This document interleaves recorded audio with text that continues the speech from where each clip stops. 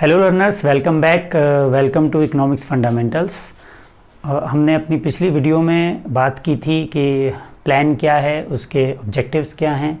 मैंने आप लोगों को बताया था कि प्लानिंग के जो जन्मदाता हैं भारत में वो पीसी महालानोबिस हैं और प्लानिंग कमीशन की स्थापना 1950 में की गई, जिसके जो अध्यक्ष बनाए गए वो प्राइम मिनिस्टर ऑफ इंडिया बनाए गए और इसने अब 12 5 ईयर प्लान्स जो हैं वो अभी तक दिए।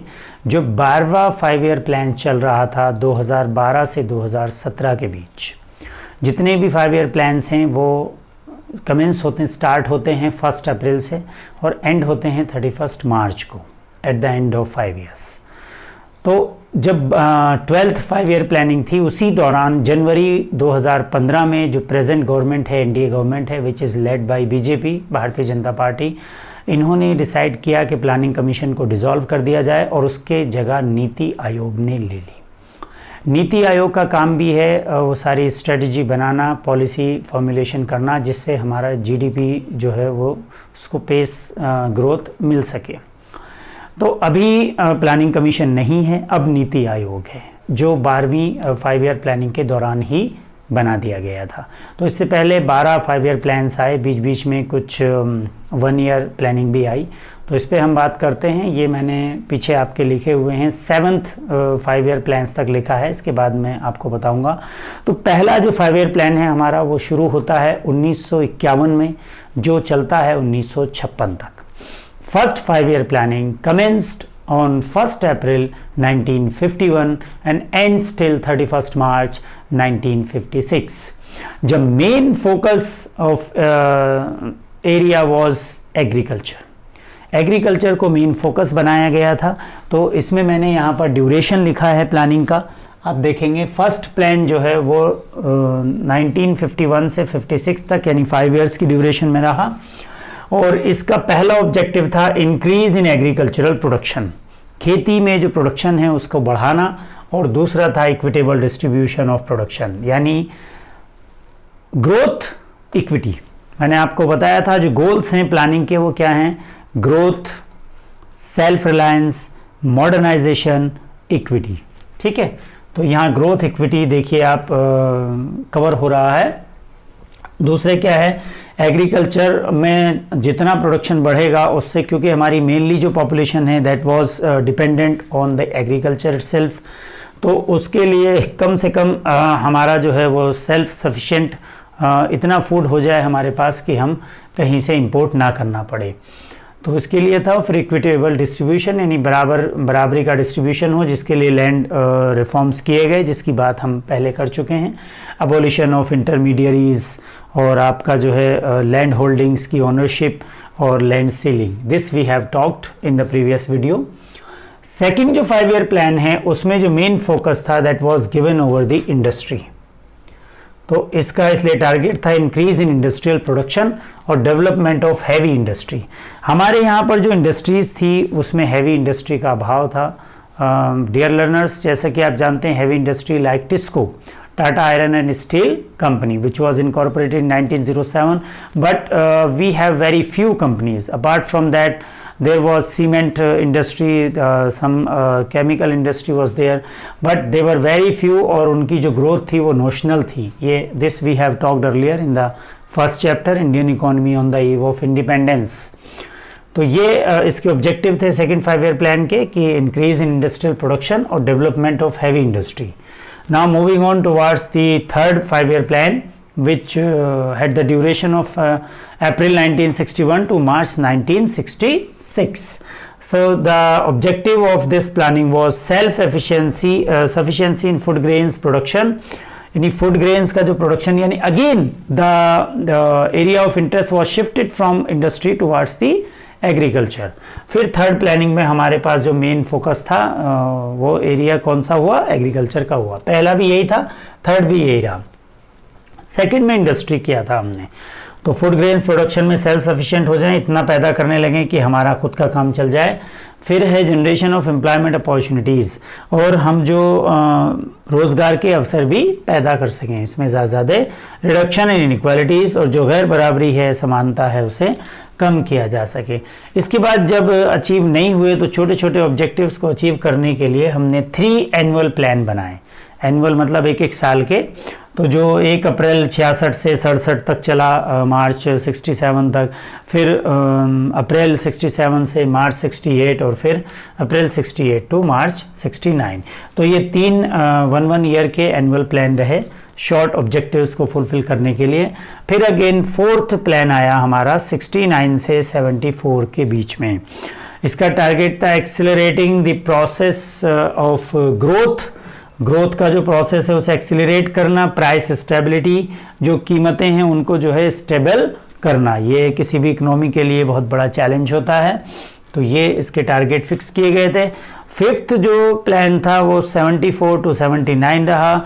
इसमें आपका raising the living standard with A focus on weaker sections of society, यानी जो सोसाइटी के गरीब लोग थे, पिछड़े लोग थे, दलित्स थे, जैसे कि SC STs और अदर बैकवर्ड क्लासेस थे, पीपल थे, वो सोशली वीकर सेक्शन के जो लोग थे उनके स्टैंडर्ड को बढ़ाने का टारगेट इसमें रखा गया।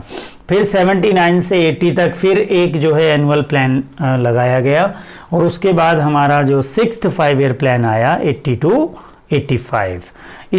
इसमें था बहुत बड़ा टारगेट इसमें रखा गया था, रिमूवल ऑफ पॉवर्टी, गरीबी को कम करने का टारगेट था। रिडक्शन ऑफ इनइक्वालिटीज़ था, गैर बराबरी या समानता जो है उसको कम करना था।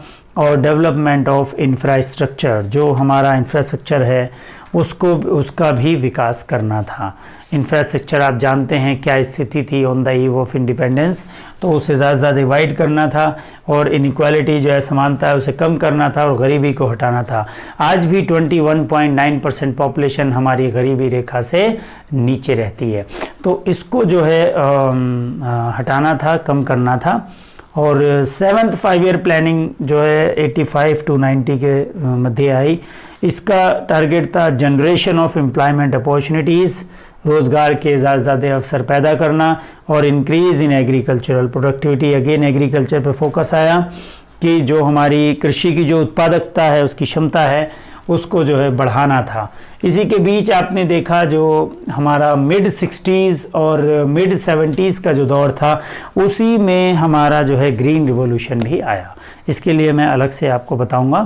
तो ये इसी में निकला। उसके बाद अभी तक हमने ये 7th 5 ईयर प्लान्स के बारे में बात की है। अभी आप ये नोट करेंगे, इसके बाद में बचे हुए जो 5 ईयर प्लान्स हैं उन पे हम लोग बात करेंगे।